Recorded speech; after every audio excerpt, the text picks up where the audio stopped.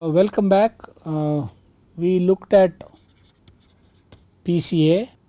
This was related to eigenvalue eigenvector. It also related to real symmetric matrix.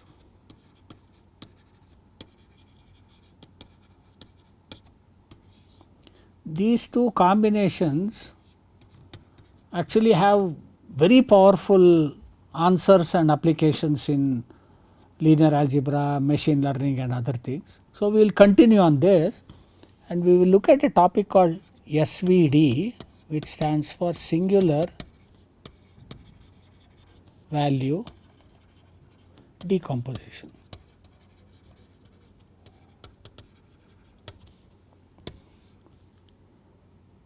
This also has links with this,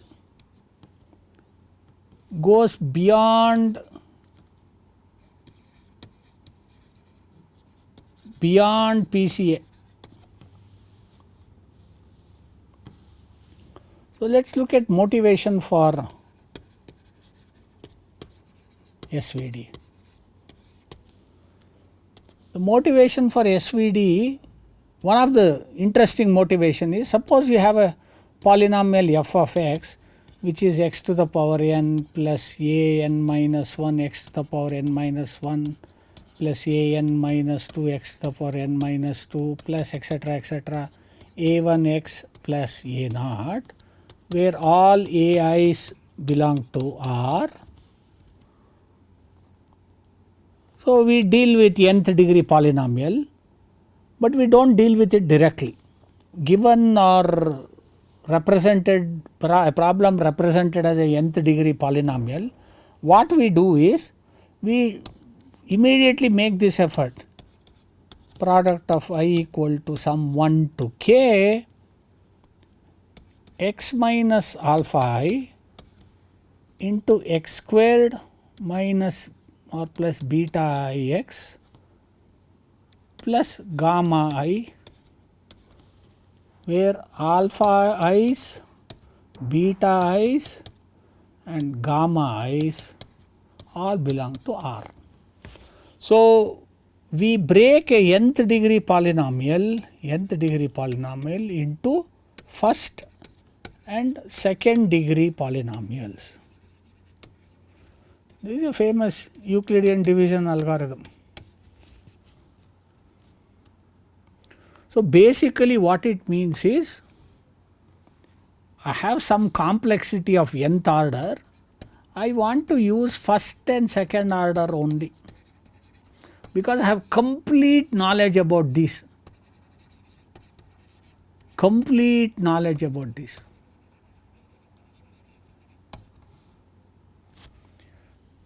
A reverse of this you do also in partial fraction expansion. I will not get into partial fraction expansion in finding Laplace inverse, Fourier transform inverse or Z transform inverse. You actually do the same, you reduce it into terms like s plus alpha or 1 over s squared plus alpha s plus beta. This is what you do, because we know very clearly what these two terms mean. Okay? We do not know what a nth degree term means, we know this. So, we also do similarly, suppose I have a matrix way which is, for example, n cross n, can I now make it into products of I equal to 1 to some k, ai, a1, a2, some a, aj, product of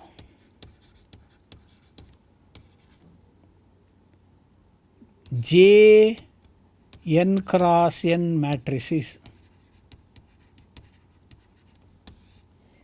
Basically, you can call it as matrix decomposition or factorization, similar to factorization of polynomials. Now, here the complexity of n was reduced to first and second degree. Here the complexity of n is not reduced, because all these are n cross n matrices, but most of these matrices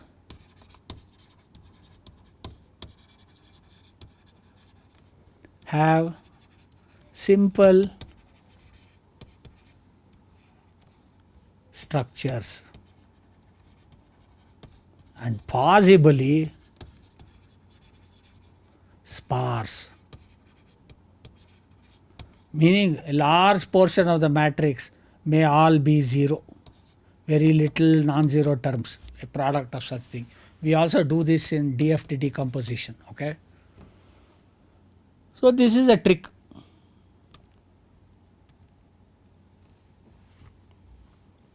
We are familiar. Suppose you have A, you are already familiar with a decomposition like LU. You are familiar with a decomposition like QR. So there are many more, have at least half a dozen common factorization.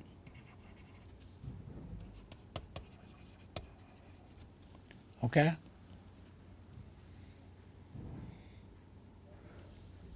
We have also known the following, that if A is real symmetric,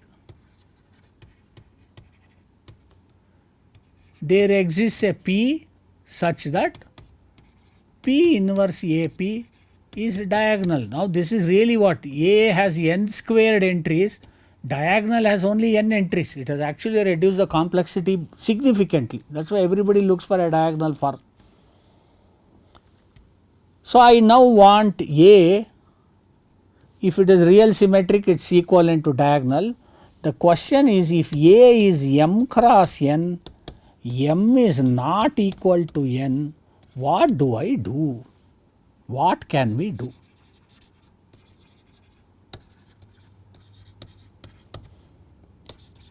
Can we diagonalize?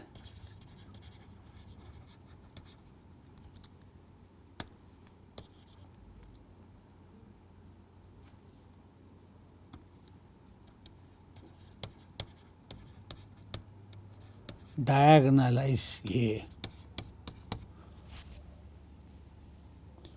You must remember, of all the results of linear algebra, this is among the most recent. Eigenvalue eigenvectors are at least 50 to 100 years before this. Okay, 50 to 100 years before this, we had this idea of eigenvalue eigenvector. Okay. So what does SVD relate to?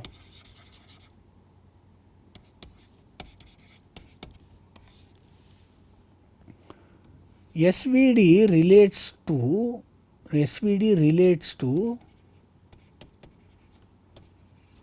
decomposition of the following form.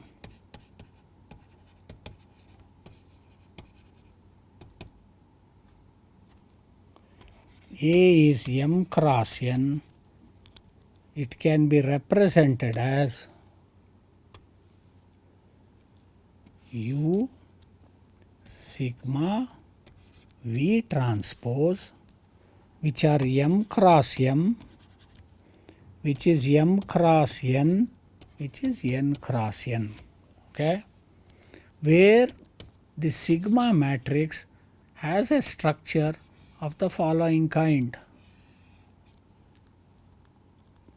It has a diagonal part and a zero part, where this diagonal is r cross r in size.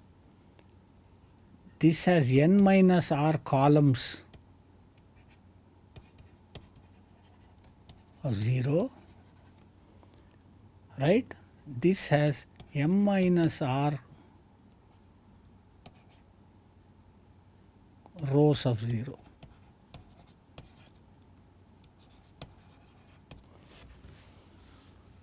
So in some sense, sigma matrix is the only matrix which looks like the original A matrix, and the sigma matrix contains a diagonal form, all others are 0. So in some sense, A is similar to this part, not just by the similarity transformation, by this transformation, where U has a property that U transpose U is Im and V transpose V is In. These are orthonormal matrices in of size m and n. Now the question is, we had P inverse AP is equal to D, right? So A was P D P inverse. So in some sense, is A, the regular square A which we had, looked like P D P inverse. The only problem is here this is m and this is n, m is not equal to n. So the left part comes from Rm and the right part will come from Rn.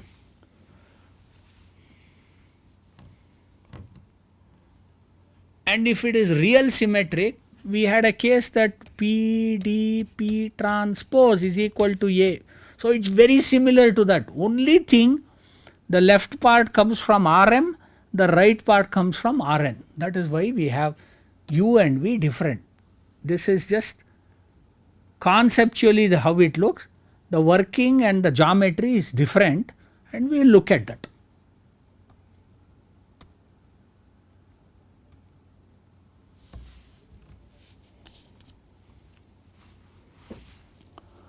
The D part is interesting. The diagonal part looks like the following: sigma 1, sigma 2, all the way sigma r, corresponding to R singular values. If A was m cross n, m cross m, this would have been somewhat conceptually similar to eigenvalues. In fact, we will see that the eigenvalues and singular values are related to each other in some sense. Okay? The properties of singular values is ordered like it was ordered in PCA. Sigma 1 is greater than or equal to sigma 2, greater than or equal to sigma 3, all the way greater than or equal to sigma r, greater than or equal to 0. So this very similar to your eigenvalue eigenvector decomposition for real symmetric matrix. Okay. Now our problem is slightly different, because we now start with A, which is m cross n, and m is not equal to n. So this can never be a real symmetric matrix. No. So how do I make this into a real symmetric matrix? I will not work with A,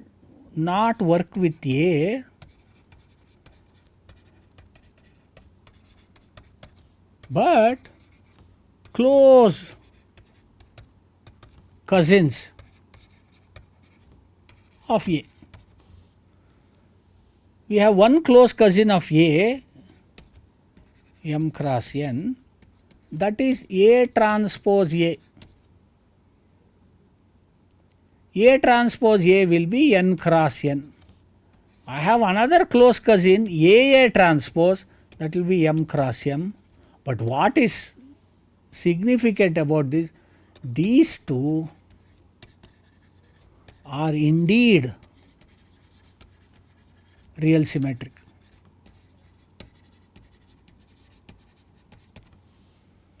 So two very close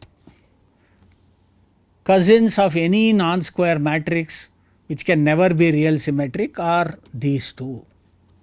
Now you choose which one to work, and there is one more idea we need to look at. Suppose A is m cross m and you have a lambda which is an eigenvalue of A. What is eigenvalue of matrix A squared, which is also same as A transpose A?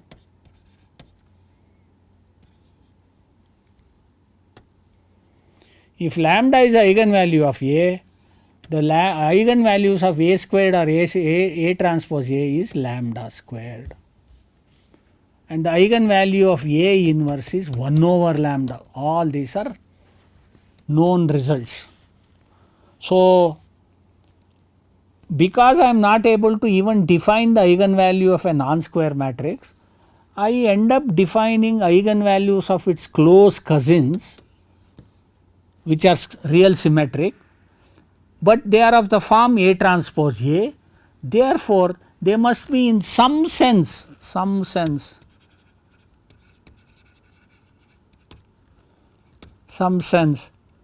related to lambda squared of A transpose A, or lambda squared related to A transpose. From this, I may even infer that lambda must be related to A, even though I could not define earlier, just a relation. We will see that, okay. This relation is valid, but not 100%, I will come to that. But this is the closest you can do. Any decomposition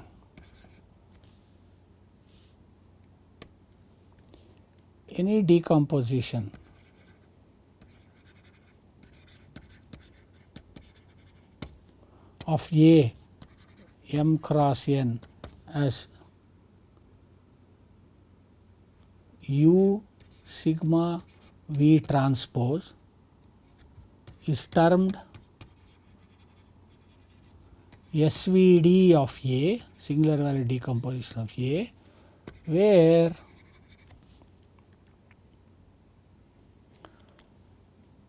columns of U, similarly columns of V, columns of U are called left singular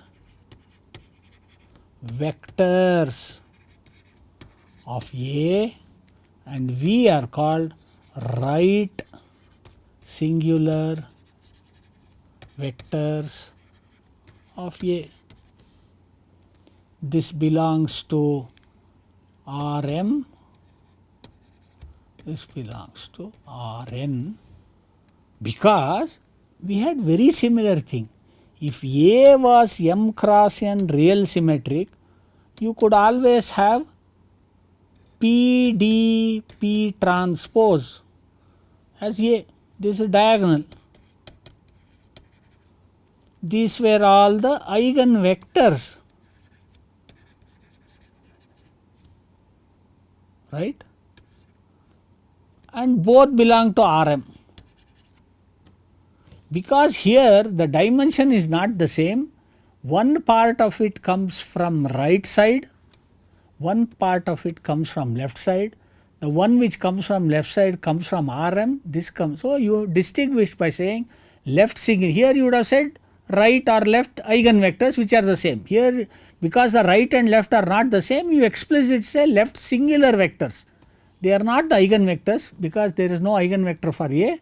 They come from eigenvalues of A transpose, cousins of A, okay. We will look at this, okay. So, we have a small theorem which is needed. I will not go into the proof, but that should tell us what is really happening. Suppose we have a set V1, V2, etc. Vn, which is an orthonormal basis for Rn. This V1, V2, Vn comes from V1, V2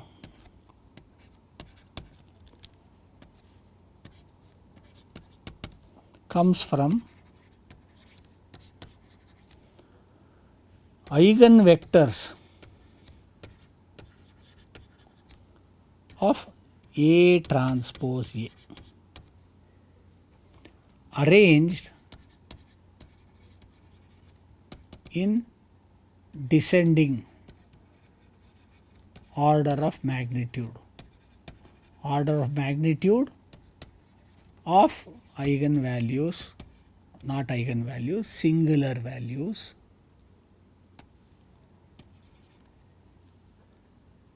or even eigenvalues of A transpose.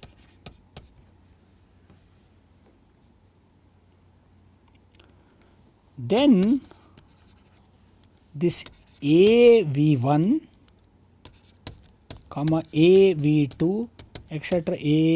AVN is orthonormal basis for column space of A which is rank R. Now from this we are generating basically the left eigenvectors, okay, left singular vectors in this case. So define ui as 1 over norm AVI into AVI, normalize basically. This will be AVI is 1 over sigma I AVI. So the relationship is AVI is sigma I ui, very similar to AX equal to lambda x if only this was m cross m. This is m cross n and m not equal to n. This is the relationship. So in normal terms you had Ax equal to lambda x. What it meant was, let us say they are in Rn, n cross n. There is a particular vector, of course there are vectors like 0, all that. There is one particular vector, let us say Axi is lambda I xi. There is one particular vector xi. The action of A will stretch this by lambda I. Here it is different. Here A is not an operator, A is a transformation from Rn to Rm. So A is here, AVI, some vector Vi is picking some other vector Ui here and stretching it by sigma. So the action of A on this is equivalent to stretching there. That is really what is happening, which means these two spaces are highly coupled by A, because the action of A on some vector here results in invariant stretching of one vector here. So we collect all such Ui, collect all the Ui's, okay. So we get U1, U2, UR, okay. But this is not enough. We need to extend the basis to UR plus 1 etc. all the way UM to complete orthonormal basis for Rm. So now let the following. Now let U be U1, U2,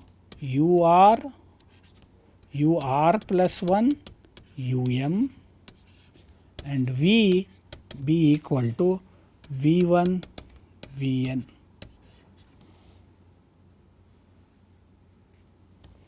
What is AV?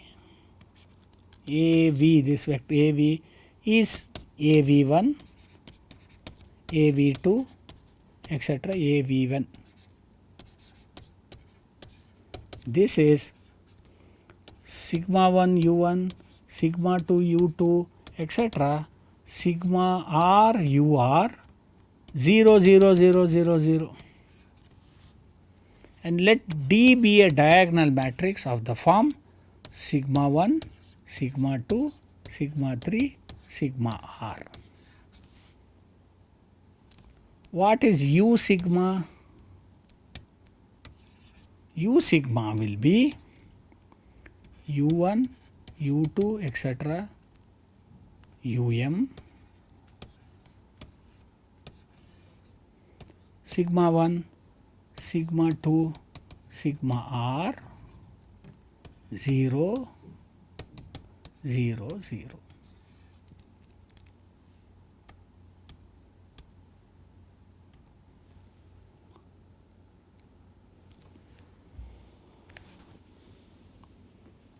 Which is equal to sigma 1 u1, sigma 2 u2, all the way sigma r ur 0 0 0, which is nothing but AB. So, u sigma is equal to AB. Therefore, u sigma V transpose is A V transpose. Therefore, u sigma V transpose is A because V transpose is I. This is the singular value decomposition of A, which is M cross N. So, the final answer is A is M cross N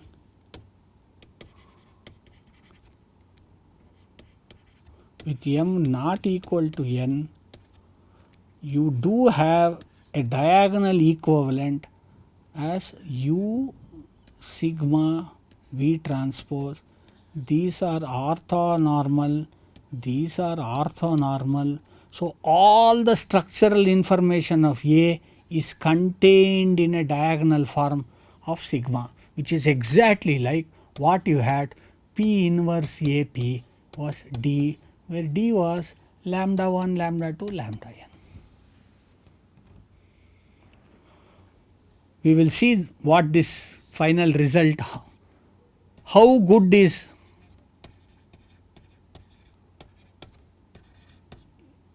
A to A inverse and A to SVD of A, which is the sigma form.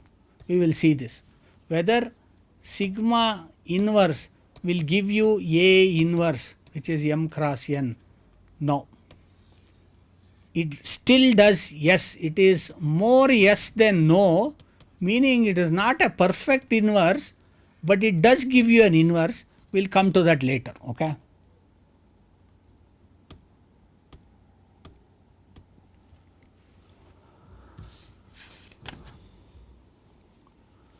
So, how to understand it better? Work a problem, work a simple problem.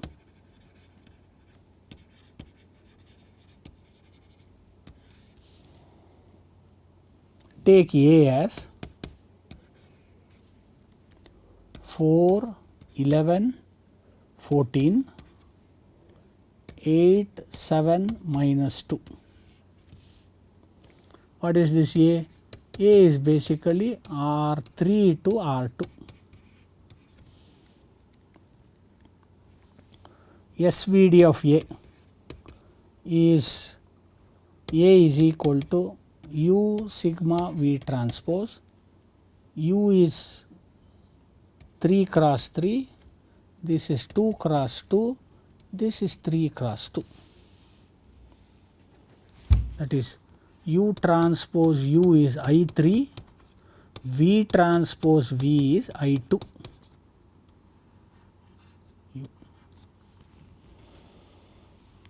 And how does sigma look like? Sigma looks exactly like the shape of A,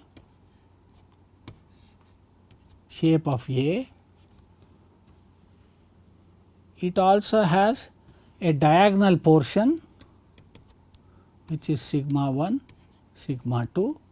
It has 0 0, 1 0 here and 0. Okay.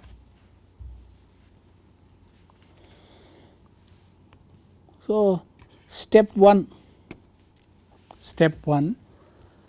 find eigenvalue eigenvector of A transpose A.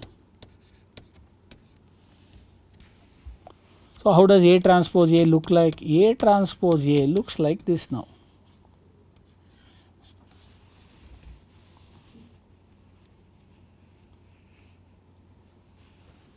$80, $100, 40, 100, 170, 140, 40, 140, 200. One hint I can give, it's always you could have done AA transpose also, that you will still get the same answer. It's always better to work with a larger size, because when you now calculate the left eigenvectors, it is much easier. Okay. The eigenvalues corresponding to, it's a real symmetric matrix, and as expected, its rank cannot be greater than 2 because you had only 2 rows. So here the real symmetric, the eigenvalues are called the singular values. So you calculate the eigenvalue of A transpose A. The eigenvalues of A transpose A work out to be lambda 1 as 360, lambda 2 as 90, and as expected lambda 3 is 0. Corresponding V1 eigenvector, corresponding eigenvector V2, corresponding eigenvector V3 is 1 by 3, 2 by 3, 2 by 3, minus 2 by 3, minus 1 by 3, 2 by 3. This is 2 by 3, minus 2 by 3, 1 by 3. These are orthonormal. So definition of singular values.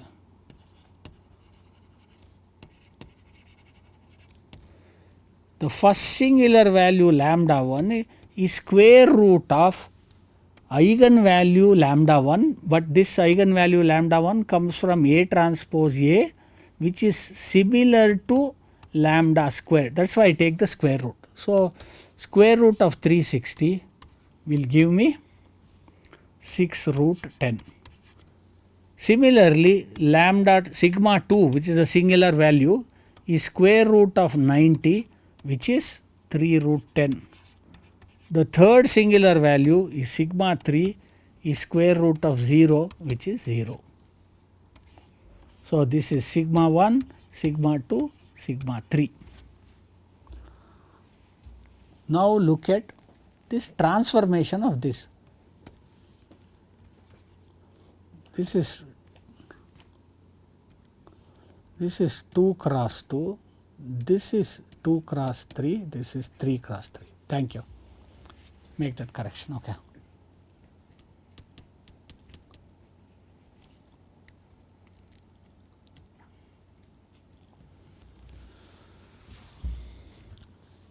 So what is AV1? AV1 is 18.6. What is AV2? 3 minus 9. You please notice V1 was 1 by 3, 2 by 3, 2 by 3. V2 was minus 2 by 3, minus 1 by 3, 2 by 3. AV1 is 18.6, AV2 is 3 minus 9, AV1 is U1, AV2 is U2. You can observe that U1 transpose U2 is 0. So they are orthogonal. This is orthonormal, this is orthogonal now. Okay.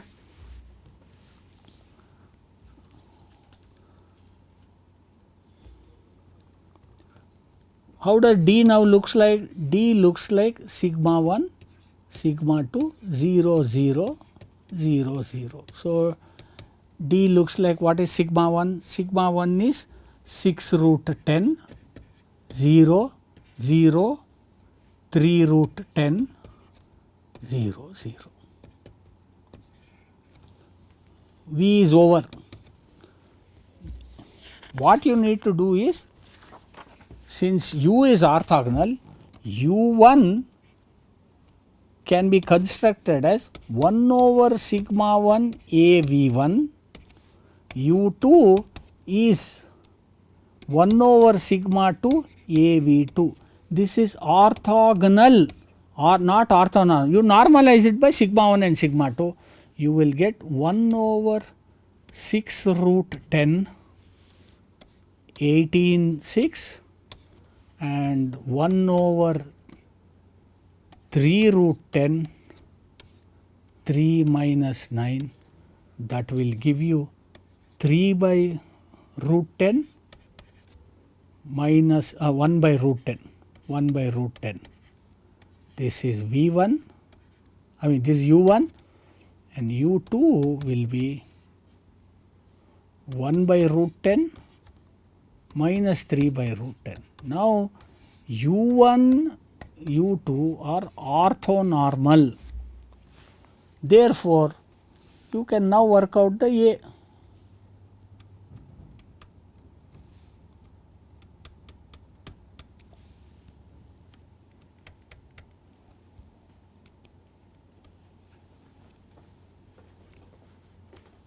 A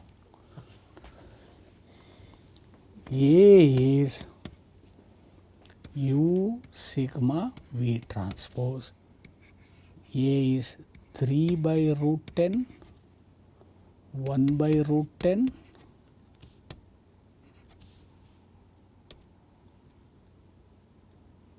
one by root 10 minus 3 by root 10 times 6 root 10, 0, 0, 0, 3 root 10, 0 and V transpose 1 by 3, 2 by 3, 2 by 3 minus 2 by 3 minus 1 by 3, 2 by 3, 2 by 3 minus 2 by 3, 1 by 3.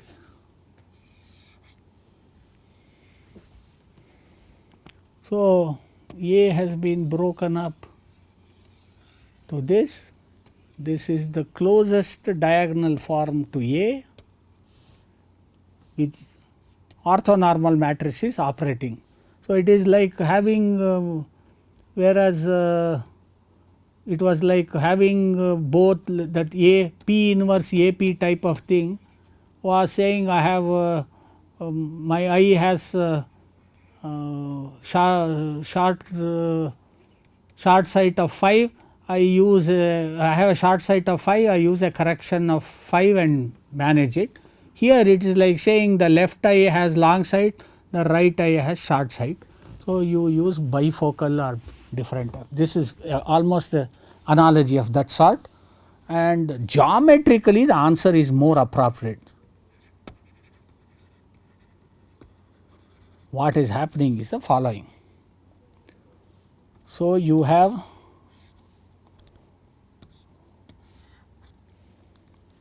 V1 all the way to VR. This is the row space of A. This is the null space of A, which is VR plus 1 all the way to Vn.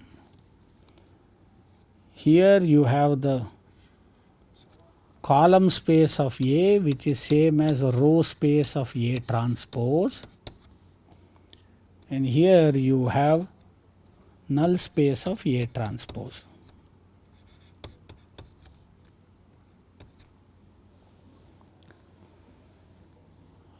The action of A transforms V1 to sigma 1 U1, VR goes to sigma R UR, all these goes to 0, 0 of this anyways goes to 0, and this is VR, UR plus 1 all the way to UM, this is in null space. So, basically to do a SVD of A, you need a orthonormal basis for row space of A from which you transform this and you extend the remaining to null space of A transpose. This is the 4 fundamental subspaces which was covered. This more or less captures all the things about linear algebra. including the idea of SVD. Okay.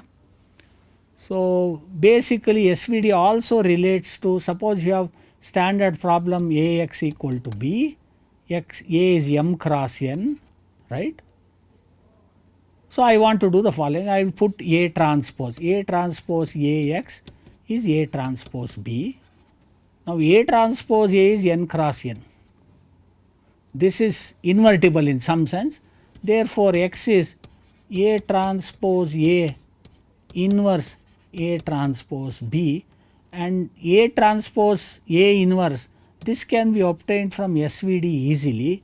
Therefore, you now have X is equal to A dagger B, which is called the generalized inverse, and the generalized inverse is not an exact inverse, it is not exact, but it is a least squared inverse, meaning with a small least square error the answer is correct. Okay. So this is more or less what SVD does. And how is SVD related to PCA? PCA you use the principal components in order 1, 2 with highest. Similarly SVD, in SVD you can use sigma 1, after all sigma 1 is greater than sigma 2 is greater than sigma 3 greater than equal to all. So corresponding directions either u1 or v1, that is what is. So use singular vectors for data compression. That is what is there. So SVD is also as frequently used as PCA in data compression, and PCA is also frequently used in a different context. Both are very closely related because both deal with eigenvalues and eigenvectors in ordered form of a real symmetric matrix.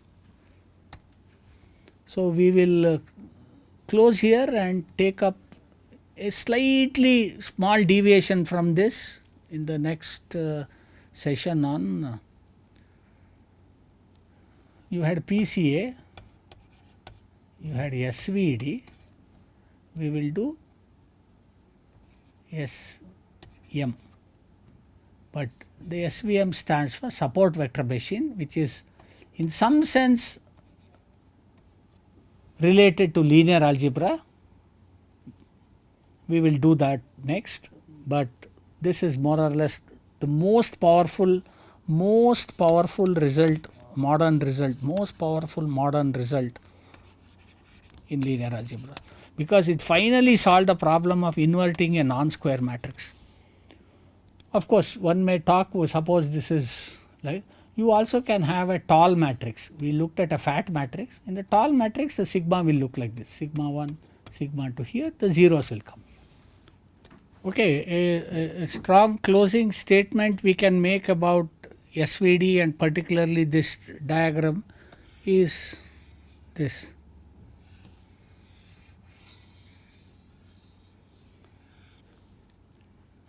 This is cover page of Gilbert Strang's textbook.